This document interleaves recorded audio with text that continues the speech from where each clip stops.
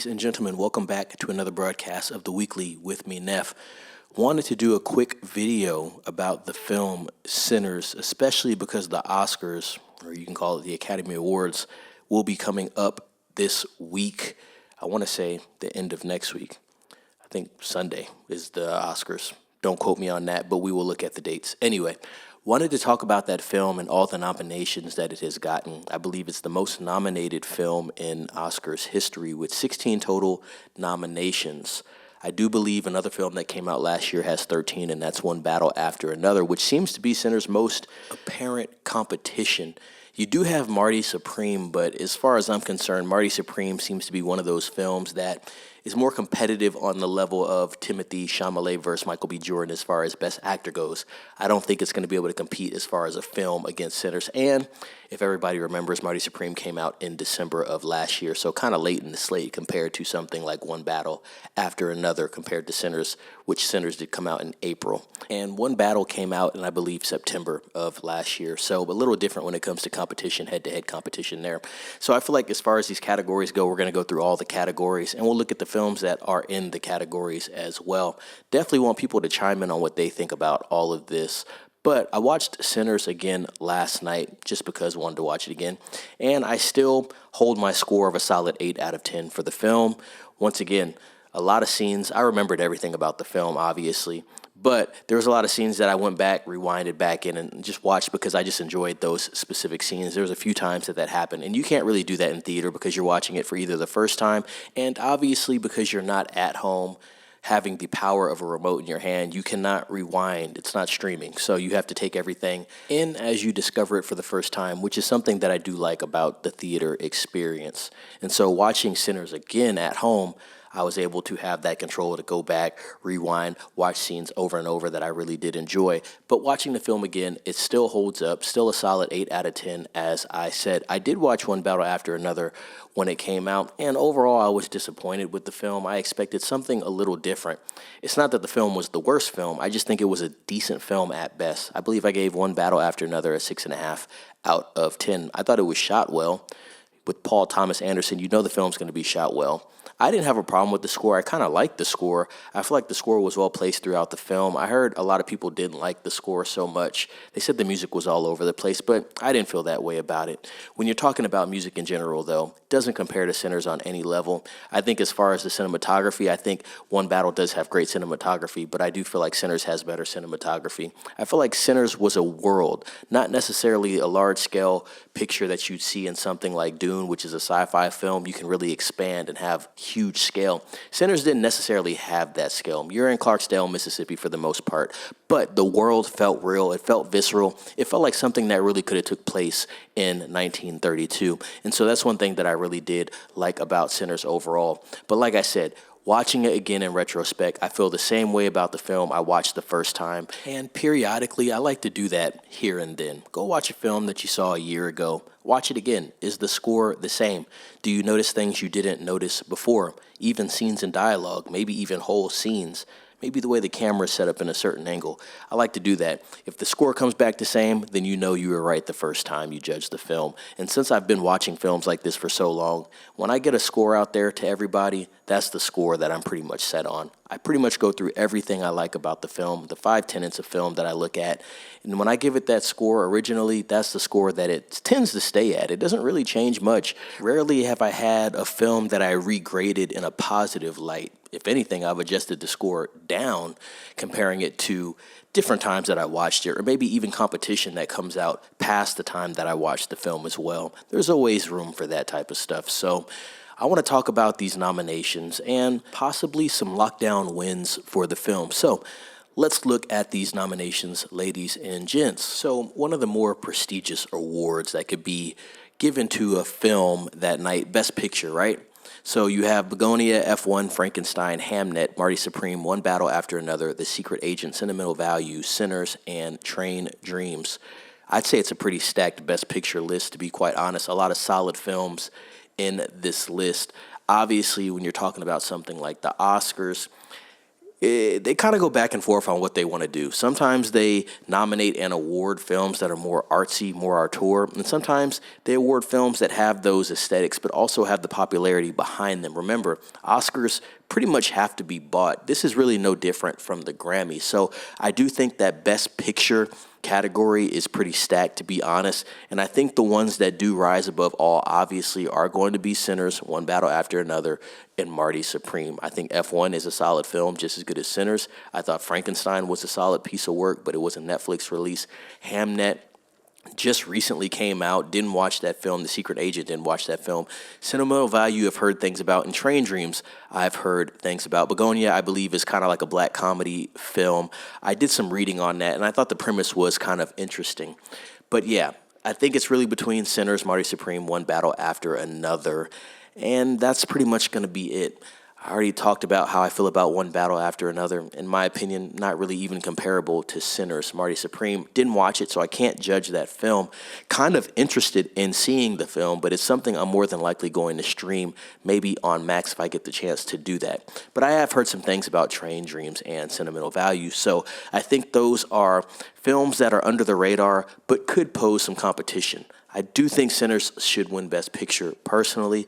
I don't necessarily think 2025 had the best films ever, but I do feel like out of this bunch, Sinners is definitely at the top. Directing, or I guess you could say Best Director. Chloe Zhao, Hamnet, Josh Safdie, Marty Supreme, Paul Thomas Anderson, One Battle After Another, Joachim Trier in Sentimental Value, and Ryan Coogler, Sinners. Once again, another stacked category. Personally, I think this may be one of the more subjective category when it comes to the voters, right? Directing. There's so many ways to direct. Command, technique. Obviously, if you're directing, you're not the DP, so you're not the director of photography. You're directing everything on screen. I need this scene to look like this. I need to capture this moment. I need the emotional connection to hit for the audience. I like the lighting there. Let's change the lighting there. You're in command of everything. So I feel like this one is a toss-up. Potentially could go to One Battle After Another. Sentimental Value, like I said, a film that's talked about. Don't feel it has the attention that it needs. Marty Supreme, once again, A24. It's going to be Artur, Josh Safdie. People do like the way he shoots. Chloe Zhao, Hamnet. Like I said, I think it's going to be more like a Sentimental Value film where it doesn't have that popularity and that scale that it needs to compete on this level. Personally, I think, once again, it comes down to Marty Supreme, One Battle After Another, and Sinners, and really One Battle After Another versus Sinners. Watching both films, like I said, I thought One Battle After Another was shot well. I feel like Sinners made you believe that what you were seeing could have happened in that time period. So a more complete picture when it comes to the direction of Ryan Coogler. I would also give this to Sinners. So I like Sinners for Best Picture potentially, even though the competition is stacked. Directing, Sinners as well. Close debate there on which one is better at that junction in time. And also, I think directing is one of those categories where you get intertwined in the story of the film, right? Is the story something that hits more to you with One Battle After Another, or something like Sinners? What's more relatable? This is why I feel like this category is actually way more subjective than something like Best Picture. Actor in a leading role, Timothée Chalamet, Marty Supreme, Leonardo DiCaprio, One Battle After Another, Ethan Hawke in Blue Moon, Michael B. Jordan, Sinners, and Wagner Moura, The Secret Agent. In my opinion, this isn't even close. Anybody that has to play two different characters, right, in one film. So you're playing, obviously, one character that you're portraying, and then you have to play another character in the film, kind of like what Leonardo DiCaprio had to do in not One Battle After Another, but in Once Upon a Time in Hollywood. I feel like that person by far is in the running to win that award, just based off complexity and having to play dual characters and also make it believable. Once again, watching Michael B. Jordan in Sinners again, never did I look at the film and say, this is just not believable. It's kind of goofy. It's hokey. It's not making any sense here. Everything was on point. When you listen to Michael B. Jordan in interviews talk about how he got prepared to play Smoke and Stack, the preparation that went into it is just next level stuff when it comes to acting. So I feel like this category, it doesn't even make much sense to debate who should win this. There's nothing that's really going to stack up to what Michael B. Jordan did in Sinners. Now, people can feel how they want about the film. They may say, hey, it's not as good as people say it is, or I didn't like this and I didn't like that. But overall, if you look at just him acting in general, can you separate that from the film itself? And I can. And I think Michael B. Jordan deserves Best Actress in a Leading Role. Jessie Buckley, Hamnet, Rose Byrne, If I Had Legs, I'd Kick You, Kate Hudson, Song Sung Blue, and Renate Rensby, hopefully I didn't butcher that, Sentimental Value, and Emma Stone, Begonia. This is interesting. I haven't seen any of these films. I can't really talk about that, and we don't have anything as far as Sinners related in this category.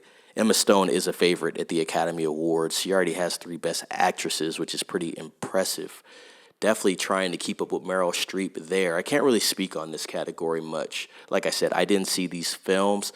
Honestly, it might go to Emma Stone again, although I don't feel like the film Begonia had the impact that would lead you to believe that, hey, she should get this award. To me, this category seems very under the radar. Very under the radar, and I think it's really a toss-up as far as Best Actress. Actor in a supporting role, Benicio del Toro, One Battle After Another. I really did like him in that role. Although, one thing I didn't like about One Battle After Another is he kind of just disappeared, right? You wrote him out of the movie. I didn't like that Paul Thomas Anderson really did that. I didn't care for that much, but I liked his character when he was on screen. He added levity to the film, added different dimensions to the film. Jacob Elordi, Frankenstein. I think that's pretty solid work there. And it's funny, they had Jacob Elordi as a supporting, so I guess they had Oscar Isaac as the main role as Victor Frankenstein, and it makes sense. It does focus on his character. Jacob Elordi is supporting role. This makes sense. I think he could win this one. Delroy Lindo in Sinners. I think it's going to be tough for Delroy, only because even though he is a great supporting role, there's a lot of great supporting actors in that film, and Delta Slim was great in the film, but there's also a lot of other great characters, so I feel like it's going to be a little harder for Delroy because the competition level was so high.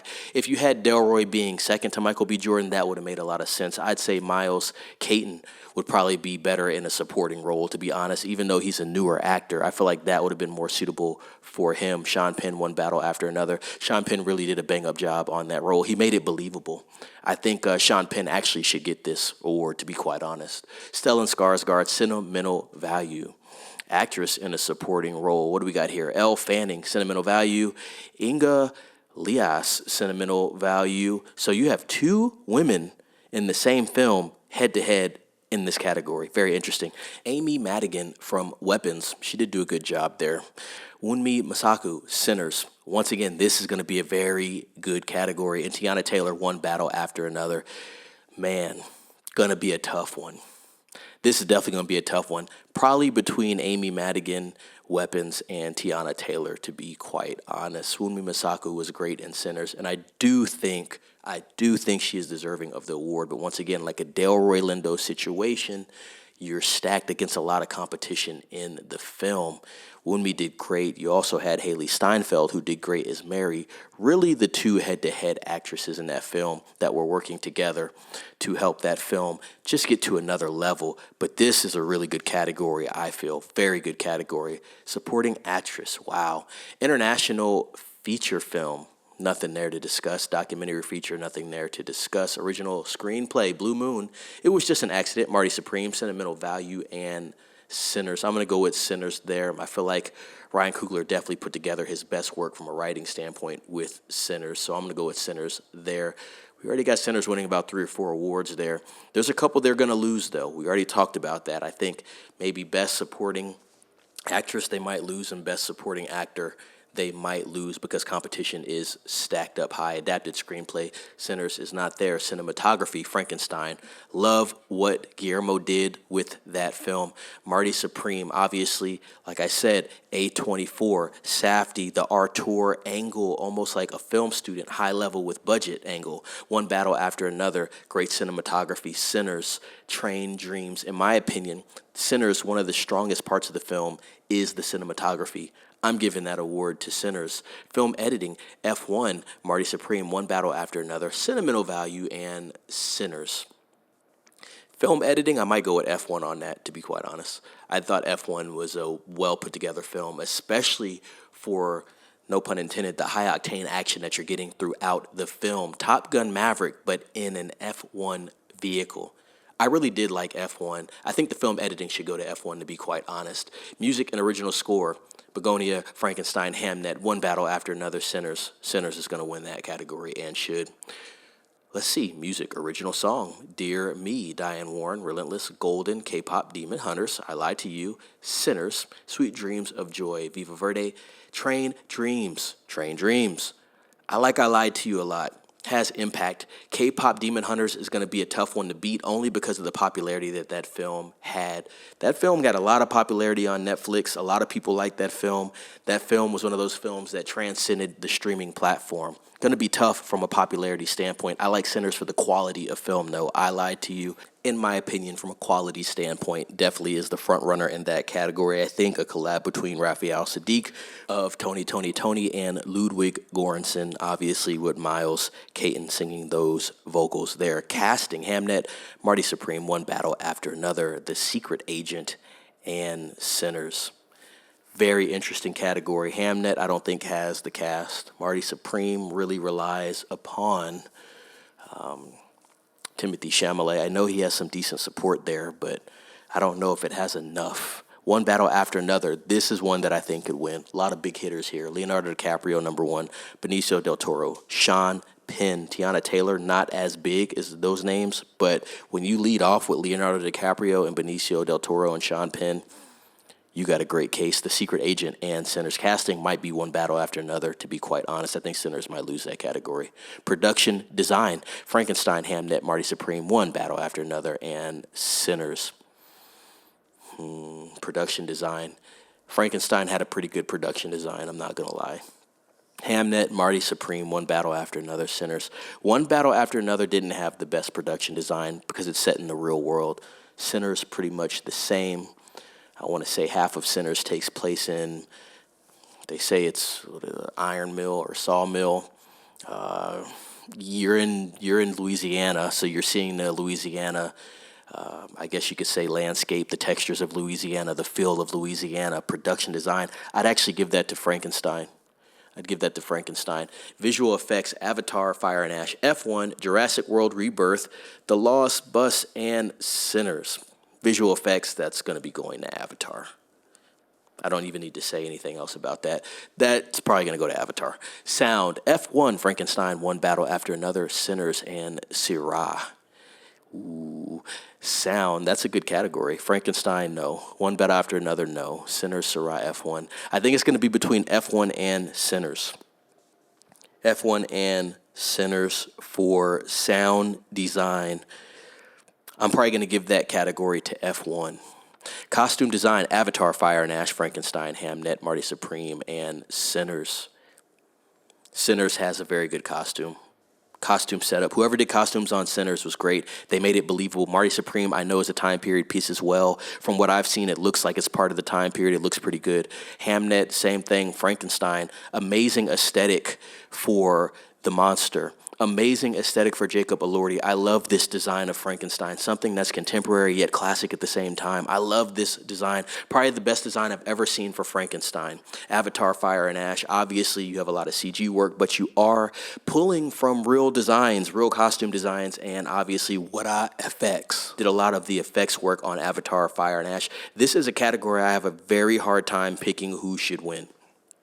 Extremely tough, specifically between Frankenstein, Marty Supreme, and Sinners. Personally, I think it's between Frankenstein and Sinners. There's another film it's not going to be in this category. It didn't come out this year, but another film I had a lot of respect for when it came to costume design was Nosferatu, which came out in 2024, December. Nosferatu has some of the best costume design I've seen in a time period piece film ever. Everything was on point. Everything was believable. Even the production design was top notch for that film. To me, this is between Frankenstein and Sinners. Something about me wants to go with Frankenstein on costume design, to be quite honest, but Sinners possibly could win. If Sinners wins this category, I will not be surprised. This is a very good debate when you talk about aesthetics on screen. Overall, I think if you look at the ensemble of Sinners, Sinners makes more sense.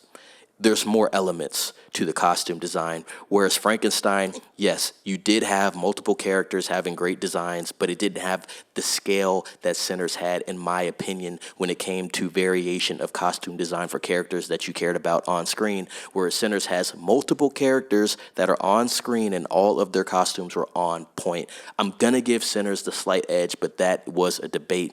Makeup and hairstyling, Frankenstein, Kakuho, Sinners, The Smashing Machine, The Ugly Step-Sister. I think The Smashing Machine might be some competition there, to be quite honest. They really did transform Dwayne Johnson. You still know it's Dwayne Johnson, but obviously to make him look like the guy he was portraying, they did a good job with that. Sinners, makeup and hairstyling, once again, solid work. Frankenstein, makeup and hairstyling. I think I'm going to have to go with Frankenstein in that category. Animated short film, we don't have anything there. Documentary short, we don't have anything there. Live action short film, we don't have anything there for Sinners. So ladies and gents, I've gone through, I want to say this article from Screen Daily is giving me all of the categories. I'm going to actually link this article down in the description. Let's see how many categories that I have Sinners, have them winning. Like, they should win these, all right? So Best Picture, Directing, Actor in a Lead Role. Let's see. Let's keep going here. So we have, so far, 1, 2, 3. 3 out of 16, we're going. Actress and supporting, no. Documentary, no. Original screenplay, that's 4. Adapted screenplay. Cinematography, 5 possibly. Film editing, so we have 5. Sinners, 6 for music. Music, original song, I Lied to You, 7 for Sinners. Casting, Hamnet, Marty Supreme, Bad After Another. I have Sinners losing casting. They have 7 so far. Production design, Frankenstein, Hamnet, Sinners. Ooh, I think that's going to go to Frankenstein. They still have 7. Visual effects, they won't win. Sound, they probably shouldn't win, but it does have good sound. If they do win, that will be 8. I think F1 gets better sound, to be quite honest. But once again, when you're talking about the screenplays and the music that is a part of the screenplay, it's something that's three-dimensional, and the music means so much to the film. Now, when you're talking about sound, are you necessarily talking about the sound of the music? Are you talking about the sound of every aspect of the film? This is why I slightly like F1 more. I'm going to still keep Sinners at 7 awards at least. Costume design, I think I'm going to go Sinners. That's 8 out of 16. Makeup and hairstyling, no. So I have Sinners potentially winning 8 out of 16 Academy Awards, ladies and gents, 50%. I think that is fair. I think that's a high winning ratio, and I think it makes sense.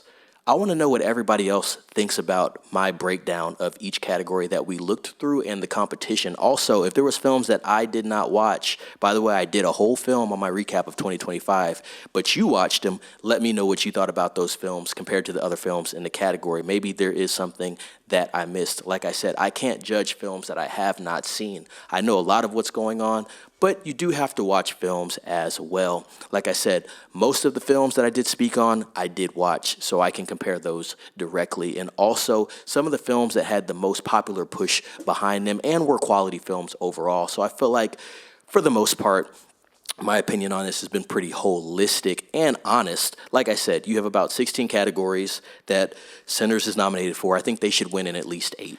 Also, side note, how is Jack O'Connell not being nominated for his role as Remick with Delroy Lindo as far as Best Supporting Actor role? I think he should definitely be in that category. But once again, this is why I think Delroy may not win that award. Too much competition in the Sinners film itself. Anyway, back to the potential wins for the film conversation. I think if they win anything less than 6, there's something going on there. But I think they should win 8. Ladies and gents, let me know what you thought about this video. Also, look at the list for yourself. Link will be in the description. Also, let me know if you watched Sinners and what you thought about the film. I want to know your thoughts on that. Like this video, share this video, please subscribe to the channel, and be safe. See you next time for another Think Piece and Breakdown, and we'll probably talk about the Academy Awards and the aftermath of what happens with the Academy Awards, obviously, once it's over. I want to see where Sinners comes in, though.